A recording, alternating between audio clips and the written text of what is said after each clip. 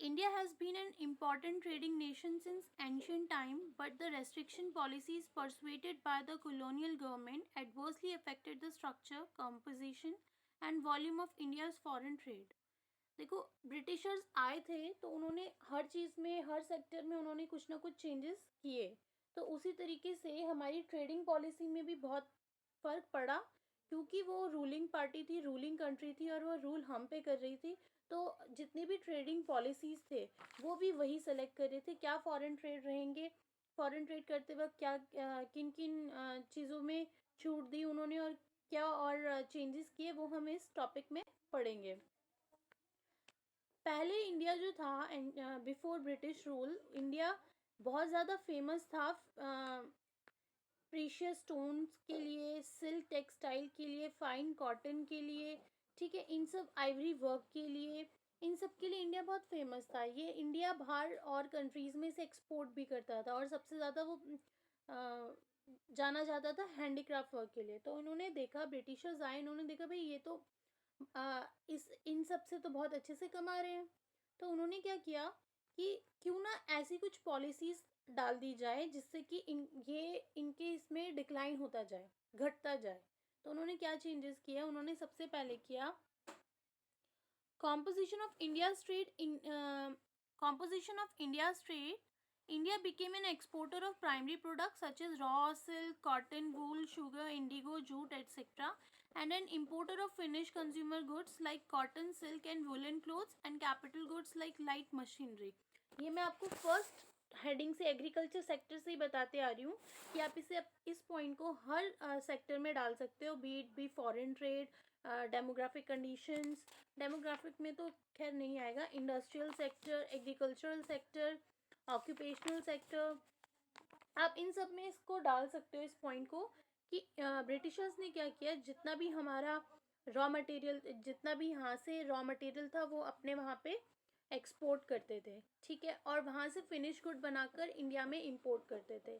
इससे लॉस ये होता था कि जब हम एक्सपोर्ट करके जो यहाँ से चीज़ें जाती थी उस पर कोई टैक्स नहीं लग रहा, कम दामों में, कम रेट्स पे, कम प्राइजेस पे वो वहाँ लेके जाते थे, और वहाँ से गुड्स हाई रेट पर, क्योंकि आप रॉ मटेरियल को अगर जब फिनिश गुड में चेंज करोगे तो प्राइस में तो अंतर आएगा ही, आपको पूरी फाइनल गुड वो गुड हुआ जो आप उसको यूज़ कर सकते हो, रॉ मटेरियल इनकम्प्लीट होता है।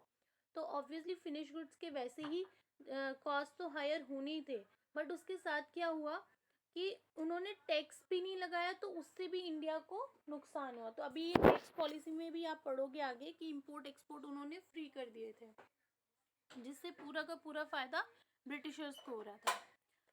Second point is volume. India's export were more than its import, so there was a large export surplus direction. This refers to the countries we are trading with. Britain maintain a monopoly over India's exports and imports. तो क्योंकि Britain एक ruling party थी, तो इसीलिए उनका monopoly right था, एकाधिकार था उनका, कि इंडिया की ऊपर कंट्रोल था उनका पूरा, कि वो इंडियन फॉरेन ट्रेड में क्या चेंजेस ला सकते हैं अपने बेनिफिट के लिए, और वही उन्होंने किया। उन्होंने एक्सपोर्ट, तो हमारे जो एक्सपोर्ट थे वो बहुत ज़्यादा थे इम्पोर्ट से, ठीक है, क्योंकि वो यहाँ से सारा रॉ मटेरियल एक्सपोर्ट कर करके ले जाते थे, और वहाँ अपना फिनिश गुड आराम से इंडस्ट्रीज़ में, ब्रिटेन इंडस्ट्रीज़ में बनाते थे।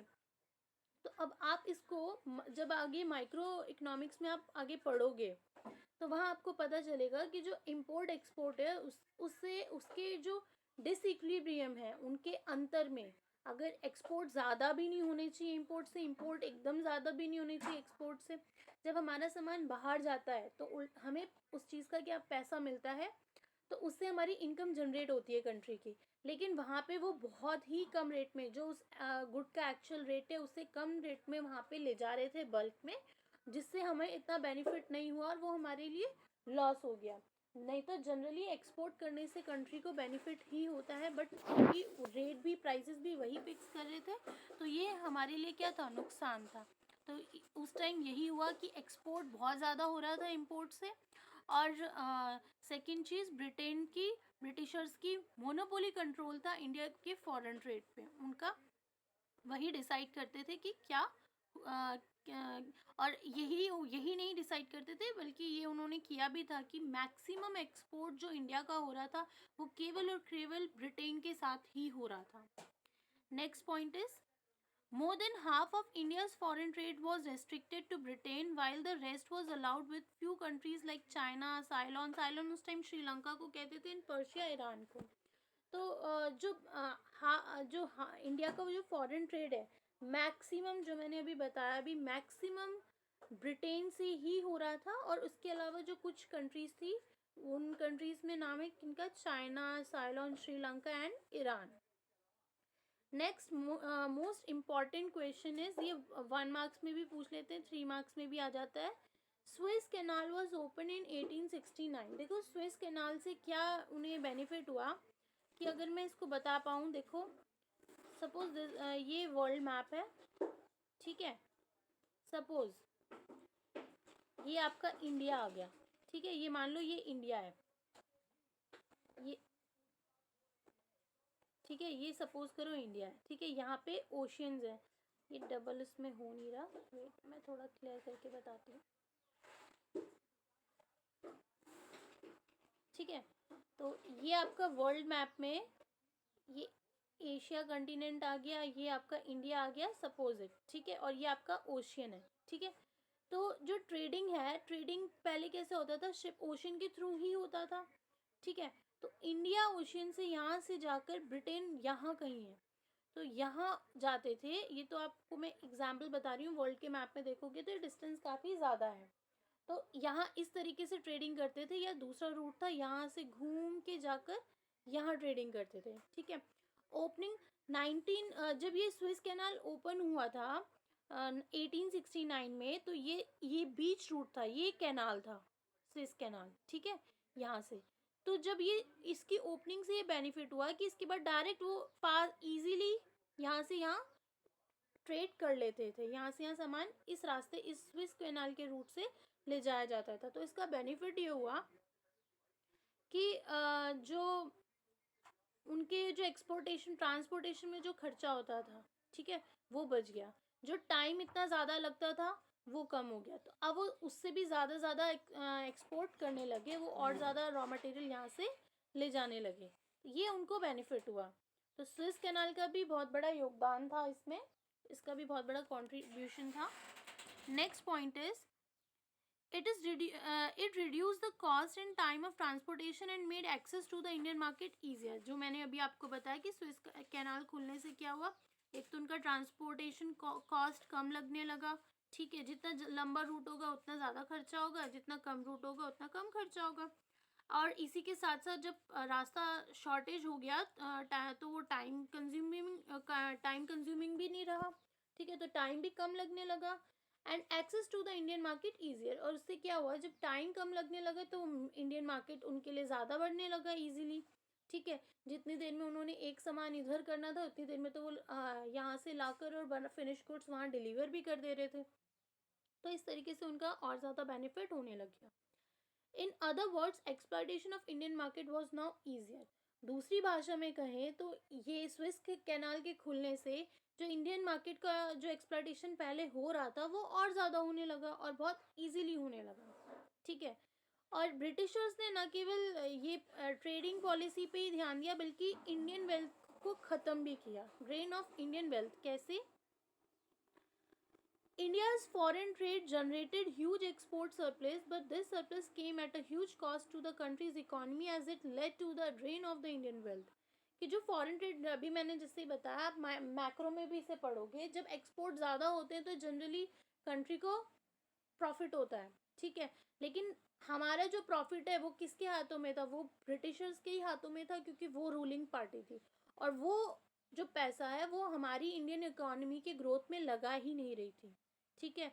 वो क्या कर रही थी, the export surplus was use for number 1 making payments for the expenses incurred by an office set up by the colonial government in Britain. वो क्या कर रही थी, जो प्रॉफिट का पैसा आ रहा था वो इंडिया में अपने ब्रिटिशर्स ऑफिस को बनाने में, उसकी बिल्डिंग को बनाने में यूज़ कर रही थी.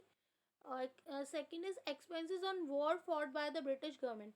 जिनके साथ ब्रिटेन का वॉर हो रहा था उस टाइम में, जैसे फर्स्ट वर्ल्ड वॉर में भी हुआ था, तो वो एक तो इंडियन सोल्जर्स को भी उसमें लगाती थी, वो तो अलग बात होगी, लेकिन वो उसमें क्या करती थी, जितना भी इन वॉर में जितना भी पैसा लगता था, वो सारा वो इंडियन वेल्थ से यूज़ करती थी, जो इंडियन में इनकम जनरेट हुई है through import and export, obviously generally in export, तो वो पैसा वो वॉर में यूज़ करती थी, अपने सोल्जर्स पे लगाती थी, उनकी जो ये आपके गन्स वगैरह मिलिट्री जितना भी एक्सपेंडिचर होता है उस पर यूज़ करती थी।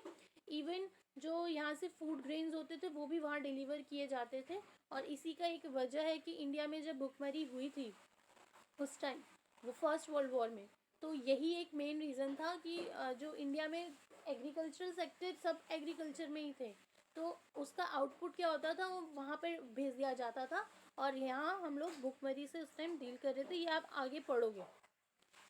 Next point is import of invisible item. अच्छा, एक चीज़ है, इन्होंने मेन जो इसका खर्चा था, जो एक्सपोर्ट सरप्लस जो मेन यूज़ होता था, वो होता था use non development activities, non development activities, ये पॉइंट आप डाल सकते हो, ठीक है, नॉन डेवलपमेंट एक्टिविटीज़ पे। कैसे? नॉन डेवलपमेंट एक्टिविटीज़ वो एक्टिविटीज़ होती हैं जिससे आपको कोई फ़ायदा ना हो, कोई प्रॉफिट ना हो, कोई इनकम जनरेट ना हो, ठीक है, तो वो देखो जैसे इस पे ब्रिटिश गवर्नमेंट में एक्सपेंड कर देना, वॉर पे पैसा एक्सपेंड कर देना, या फिर अपने ब्रिटिशर ऑफिसेज बनाने में एक्सपेंड कर देना, इससे इनकम जनरेट नहीं होती, ये पैसा बर्बाद करना होता है। इसीलिए ये कहा गया कि ब्रिटिशर्स ने इंडिया का पैसा क्या किया, बिल्कुल ख़त्म कर दिया, बर्बाद कर दिया। तो फॉरेन ट्रेड में इतना ही। नेक्स्ट टॉपिक है आपका डेमोग्राफिक प्रोफाइल, ठीक है। डेमोग्राफिक प्रोफाइल क्या होता है?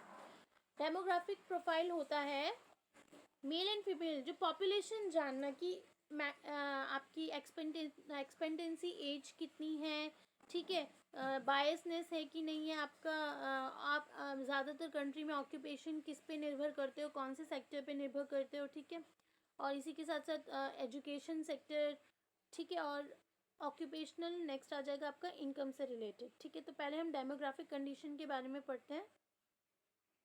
The demographic condition during the British rule suggested all the features of a backward economy, ठीक है, क्योंकि हम कॉलोनी थे ब्रिटिशर्स के, ठीक है, तो ऑब्वियसली उन्होंने इतना कुछ पॉलिसीज से, ये तो आपको क्लियर हो ही गया होगा अब तक कि इंडिपेंडेंस से पहले हमारी कंडीशन बिल्कुल अच्छी नहीं थी, और वो सब किसकी वजह से था? ब्रिटिशर्स की वजह से, ठीक है।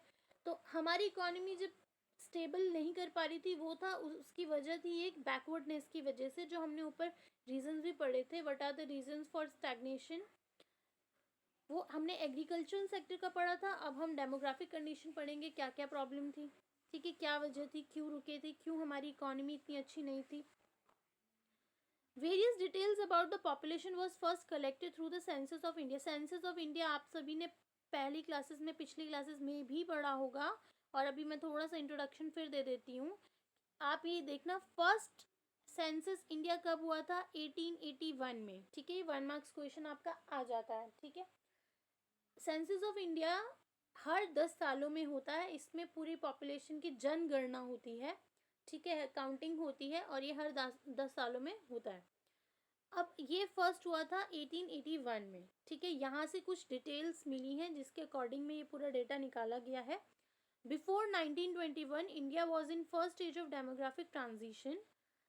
इंडिया 1921 से इंडिया 1921 से पहले India first stage of transition में थी, और 1921 के बाद वो सेकेंड स्टेज ऑफ ट्रांजिशन में चली गई। ये जो ट्रांजिशन है, फर्स्ट स्टेज से सेकेंड स्टेज पे जाना, इस ट्रांजिशन को ही कहते हैं ईयर ऑफ ग्रेट डिवाइड। तो 1921 ही वो ईयर था, ईयर ऑफ ग्रेट डिवाइड, जिसमें ये ट्रांजिशंस हुए थे। अब आपको ये 3 मार्क्स के क्वेश्चन में बहुत इंपॉर्टेंट क्वेश्चन है, what do you mean by year of great divide, कब हुआ था? 1 मार्क्स क्वेश्चन में आ जाता है, ईयर ऑफ ग्रेट डिवाइड कब हुआ था? तो 1921 में, ठीक है। और अब समझने वाली बात ये कि ये फर्स्ट ट्रांजिशन और सेकेंड ट्रांजिशन है क्या, राइट?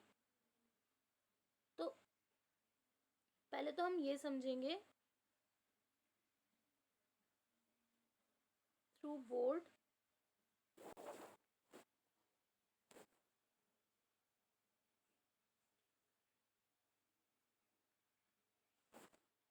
देखो 1921 से पहले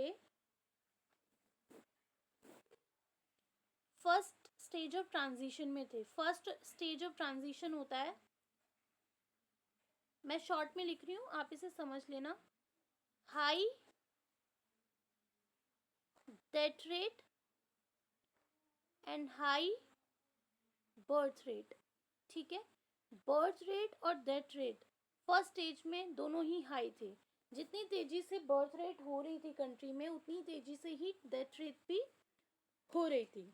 ठीक है, जो बर्थ रेट था, बर्थ रेट 48 पर 1000, मतलब 1000 में से 48 बच्चे डेली ही उनका बर्थ रेट हो रहा था।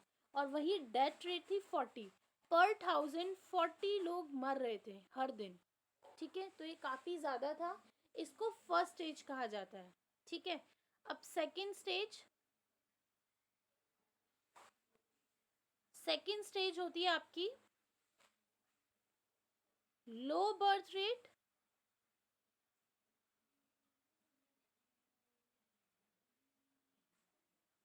High death rate. ठीक है,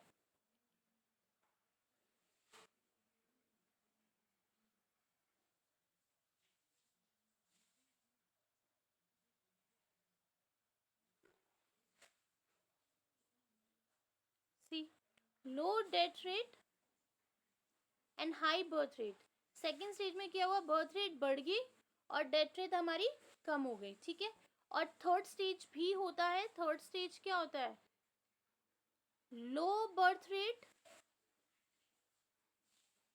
एंड लो डेथ रेट, दोनों ही कम होना थर्ड स्टेज ट्रांजिशन होता है। तो 1921 से हमारे पहले हमारी कंट्री थी फर्स्ट स्टेज में, जहाँ दोनों ही बहुत ज़्यादा था, high birth rate high death rate, हम फर्स्ट स्टेज में थे। लेकिन 1921 के बाद हम कौन से स्टेज में आ गए, सेकेंड स्टेज में आ गए। सेकेंड स्टेज क्या है, लो death rate and high birth rate. ठीक है, तो उनका क्या कहना है, हम फर्स्ट स्टेज से सेकंड स्टेज में आ गए, इसी को कहते हैं ईयर ऑफ ग्रेट डिवाइड। और ये कौन से ईयर था, 1921। ठीक है, ये आगे आप इस पैरा में पढ़ सकते हो। और इसकी वजह क्या थी, इसकी वजह एक और जो ईयर ऑफ ग्रेट डिवाइड है, इसकी एक और रीज़न था कि 1921 के बाद क्योंकि हम सेकंड ट्रांजिशन में चले गए थे, तो उसकी वजह से क्या था कि जो पॉपुलेशन था वो अब कंटिन्यूसली बढ़ने लगा। इससे पहले ये प्रॉब्लम नहीं आई थी। 1921 से पहले हमें पॉपुलेशन में इतनी प्रॉब्लम नहीं थी, क्योंकि हम फर्स्ट स्टेज में थे। बहुत ज़्यादा हाई डेथ रेट भी थी, तो डेथ रेट की वजह से क्या था, पॉपुलेशन कंट्रोल कहीं ना कहीं था। लेकिन 1921 के बाद हमारे जो पॉपुलेशन है वो कंटिन्यूसली और बहुत तेज़ी से बढ़ने लगा, जो कि आज भी रिजल्ट है कि हम सेकंड कंट्री है पूरे वर्ल्ड में पॉपुलेशन के मामले में। नेक्स्ट, जो लिटरेसी लेवल था पूरी कंट्री में, लिटरेसी लेवल 16% से भी ज़्यादा कम था। और वहीं महिलाओं की बात की जाए तो फीमेल लिटरेसी रेट के 7% से भी कम था। अप्रॉक्स 7% था, बट एक्चुअल 7% से भी कम था। Overall mortality rate was high. अब 1 मार्क्स क्वेश्चन में पूछ लिया जाता है what do you mean by mortality rate. ठीक है, तो सबसे पहले तो इन्फेंट मोर्टेलिटी होता क्या है, इन्फेंट मोर्टेलिटी होता है कि 1 साल से भी कम, एक साल से भी जो कम के बच्चे होते हैं, ठीक है, बिलो 1 ईयर, उनको इन्फेंट मोर्टेलिटी कहते हैं। और इन्फेंट मोर्टेलिटी रेट होता क्या है, वो डेथ रेट जो कि 1 साल से कम बच्चों की हो जाती है। ठीक है, death rate of children below the age of 1 year is known as infant mortality rate. तो इन्फेंट मोर्टेलिटी रेट बहुत ज़्यादा हाई था। कितना था इन्फेंट मोर्टेलिटी रेट, पर 1000 218 बच्चे मर रहे थे। ठीक है, मतलब ये आप सोच लो, 1000 बच्चे हैं अगर, तो एक दिन में 1000 बच्चों में से 218 पर डे मर रहे थे। तो इन्फेंट मोर्टेलिटी रेट बहुत ज़्यादा था, जो कि अब क्या है, प्रेजेंट सिचुएशन में 44 पर 1000 है, तो इतना डिफरेंस कवर हुआ है. Next is life expectancy. Life expectancy was also very low, that was 32 years. देखो लाइफ एक्सपेक्टेंसी क्या होता है कि आपके क्लाइमेट के अकॉर्डिंग, आपके अगर हम ये मान लें कि एक ह्यूमन बीइंग को कोई अगर उसकी कुछ बीमारी नहीं हुई है, तो एक एवरेज हम साल कर लेते कि एक इंसान इतने साल तक जी सकता है. तो जो भी करंट प्रेजेंट सिचुएशन में हम मानते हैं कि एक इंसान अगर उसको कुछ बीमारी नहीं है, कुछ नहीं है, तो नॉर्मली एक एवरेज ईयर मान के चलते हैं कि नॉर्मली वो 68 या 69 ईयर्स तक इजीली जी सकता है. ठीक है, उससे ज़्यादा भी लोग जीते हैं, लेकिन ये हम एवरेज ईयर मान के चलते हैं कि भाई एक इंसान, एक ह्यूमन बीइंग इतने सालों तक जी लेता है. तो at the time of independence हमारी कंडीशन इतनी ज़्यादा ख़राब थी कि एक इंसान की एज केवल और केवल 32 साल ही रह गई थी. कोई इंसान 32 साल से ऊपर जी ही नहीं रहा था, वो बस इतना ही जी रहा था. तो वो इतनी कम थी. Next is extensive poverty was present. मैंने अभी बताया आपको, कंडीशन इतनी ख़राब थी, भुखमरी इतनी ज़्यादा थी, तो बहुत ज़्यादा गरीबी देश में हो गई थी. Public health facilities were either unavailable to large chunks of population or highly inadequate when available. एक तो पब्लिक के लिए हेल्थ फैसिलिटीज़ पे ध्यान ही नहीं दिया था, पहले तो थे ही नहीं जगहों पे, हर जगह पे, और जहाँ थे वहाँ पे कंडीशन उनकी ऐसी थी कि वो यूज़ करने लायक थे नहीं. तो ये हमारी तो हेल्थ फैसिलिटी थी. Next, water and airborne diseases were rampant.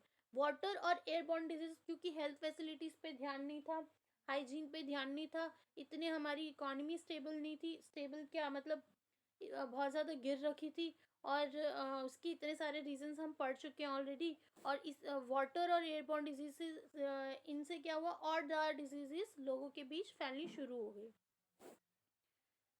Next topic is occupational structure. Occupational structure होता क्या है, पहले तो वो समझ. देखो, सभी लोगों को वर्क प्रोवाइड करना, ठीक है. Distribution of working population around 3 sectors होते हैं हमारी इकोनॉमी में, primary, secondary and tertiary sectors. तो इन तीनों सेक्टर्स में वर्किंग पॉपुलेशन को डिस्ट्रीब्यूट करना ही ऑक्यूपेशनल स्ट्रक्चर कहलाता है. देखो, by occupational structure we mean the distribution of working persons across different industrial sectors. अच्छा, आपका टाइम भी हो चुका है, तो हम ऑक्यूपेशनल स्ट्रक्चर, इंफ्रास्ट्रक्चर और इफेक्ट, हम मुझे ये चैप्टर फिनिश करना है, तो हम कल भी एक लाइव क्लास करेंगे. ठीक है, मैं आपको टाइम बता दूंगी, आई थिंक 1. आप मैं आपको गूगल क्लासरूम में टाइम बता दूंगी, और कल भी हम एक क्लास अटेंड करेंगे.